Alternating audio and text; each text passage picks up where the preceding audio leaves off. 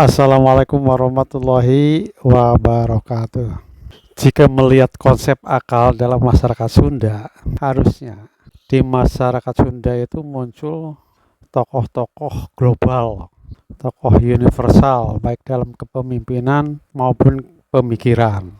Jadi dari konsep akal jalma hirup ku akalna, manusia hidup dengan akalnya itu harusnya di masyarakat Sunda itu muncul tokoh-tokoh universal dan global. Karena dengan konsep akal yang begitu hebat, yang tidak dimiliki oleh masyarakat lain, sebenarnya potensi yang sangat besar untuk mengembangkan bahwa masyarakat Sunda itu menjadi terdepan dalam ilmu pengetahuan dan juga kepemimpinan. Jadi sebenarnya masyarakat Sunda itu harus mulai bangkit, mempunyai pemikiran yang hebat kok. Dan yang kedua, di samping punya konsep akal yang sangat hebat, yaitu bahwa jalma hirup ku akalna, manusia hidup dengan akalnya.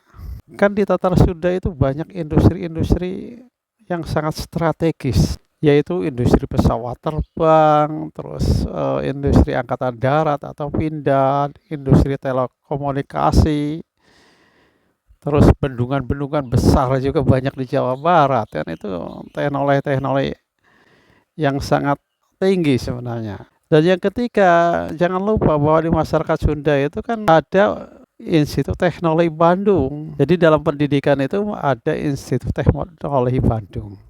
Ini adalah universitas atau institut pertama teknik didirikan di Bandung. Kenapa harus di Bandung? Itu Belanda itu. Orang Belanda itu kan tahu dasar-dasar kondisi masyarakatnya. Berarti kan masyarakat Sunda itu rasional.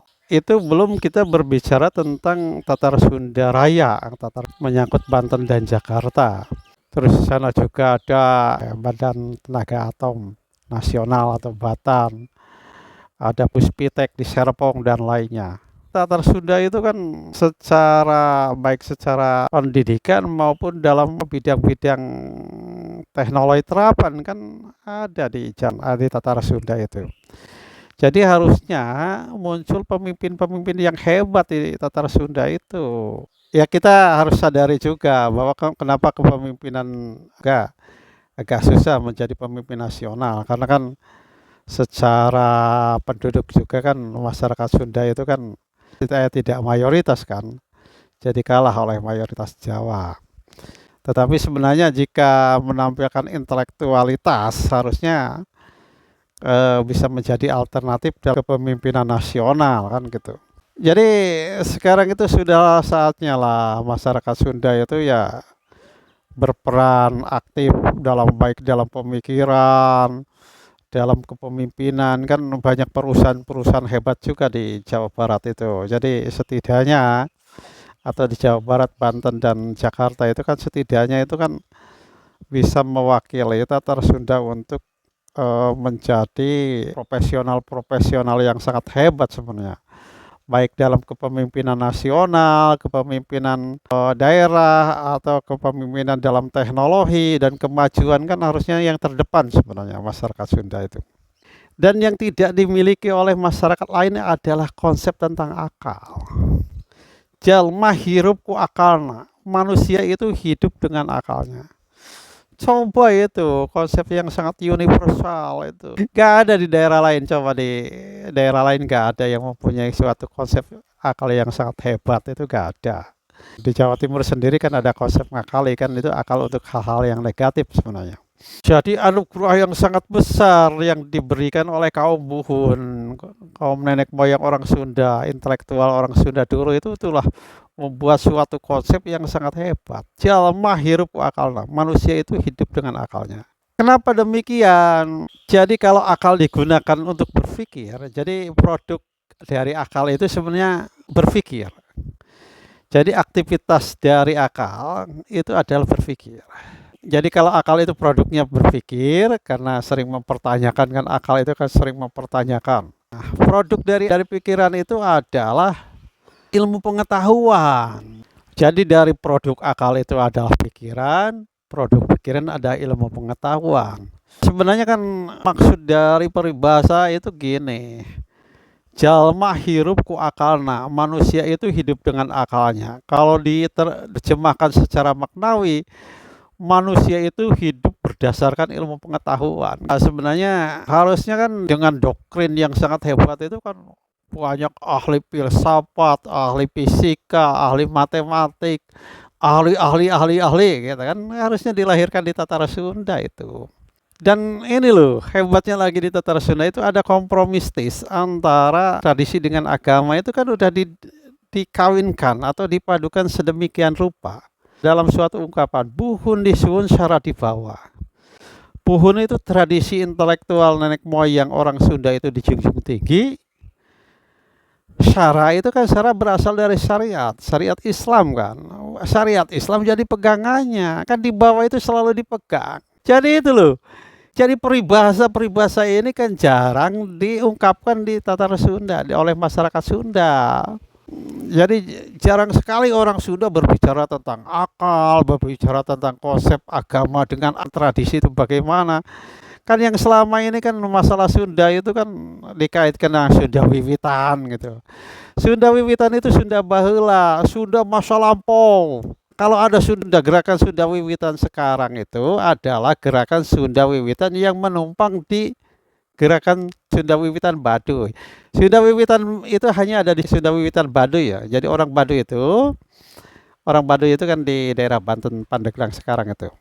Jadi dulu itu zaman Kesultanan Banten itu kan telah ada kompromistis sebenarnya antara kaum tradisi di Sunda itu dengan Kesultanan Banten. Akhirnya Kesultanan Banten itu membolehkan atau jadi menghormati tradisi-tradisi nenek moyang orang Sunda dulunya kan gitu. Karena satu turunan dulunya ya, Kesultanan Banten dengan Baduy itu kan itu satu turunan sebenarnya kan. Jadi satu turunan karena berbeda pendapat akhirnya ya dia menyingkir. Nah, oleh masyarakat Islam Banten itu disebut Baduy. Baduy itu orang yang menjaga tradisi. Hal ini sama dengan orang Arab ketika menyebut kaum yang menjaga tradisi itu disebut Baduy atau Badawi. Jadi itu suatu kompromistis yang sangat hebat sebenarnya. Orang Baduy menyebutnya bahwa dia mempunyai suatu kepercayaan yang Sunda Wiwitan. Sunda Wiwitan itu dia nabinya Nabi Adam kan. Masalahnya sekarang ini, Sunda Wiwitan sekarang ini adalah produk baru. Jadi orang Sunda itu mau ditarik ke masa lampau yang anti peradaban sebenarnya. Dengan tradisi-tradisi yang tidak mempunyai akar dari tradisi Sunda itu sendiri. Yang berbeda dengan Sunda Wiwitan Baduy. Jadi sebenarnya Sunda Wiwitan sekarang itu kan bersembunyi di Sunda Wiwitan Baduy gitu. Madraisme itu kan bukan Sunda Wiwitan itu. Mengaku menjadi Sunda Wiwitan gitu kan. Enggak, di Baduy itu enggak ada upacara-upacara seperti itu. Madraisme atau hal-hal yang berkaitan dengan nyembah-nyembah gitu kan enggak ada di tradisi Baduy itu enggak ada itu. Itu sebenarnya menyalahi aturan dari Sunda Wiwitan. Nah, masyarakat Sunda sekarang itu kan Sunda Kiwari, Sunda Ayeuna. Sunda Kiwari sudah modern. Jadi orang Sunda modern itu harus bangkit dengan Sunda Kiwarinya. Sunda Wiwitan itu masa lalu. Baheula. Untuk apa kita itu dibawa ke hal-hal yang supranatural atau yang tidak rasional kan?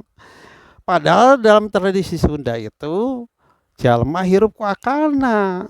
Manusia itu hidup dengan akalnya. Kenapa kita percaya pada hal-hal yang tahayul? Sudah Wiwitan itu coba dokter lulusan luar negeri. Gambarnya itu nyeloroki dul. Kan itu bukan tradisi Sunda, itu kan tradisi Jawa Tengah. Untuk apa? Jadi jangan membodohi lagi lah masyarakat dengan Sunda Wiwitan. Kalaupun mau jangan menggunakan Sunda Wiwitan lah, pakai apalah ajaran-ajaran apa gitu loh. Sunda Wiwitan itu kan Baduy, nggak ada yang nyembah-nyembah Baduy itu coba Baduy nggak ada yang nyembah-nyembah. Jadi masyarakat Sunda yang rasional sekarang, masyarakat Sunda sekarang itulah bangkitlah. Anggap aja kalau Sunda masa lalu itu Sunda Wiwitan, sekarang itu Sunda Kiwari. Jadi Sunda Kiwari itu harus bangkit. Sunda masa kini itu harus bangkit. Harus berdasarkan ilmu pengetahuan. dan harus beranjak dari yang sekarang ke depan. Gitu. Jadi kalau mayoritas Islamnya ya harus mulai dikaji Islam-Islam yang rasional, Islam-Islam yang sesuai dengan sunnah Rasul lah. Kedua juga ya ilmu pengetahuan juga. Ilmu pengetahuan jangan dikecam di masyarakat Sunda itu. Kalau mengecam ilmu pengetahuan itu bukan masyarakat Sunda itu.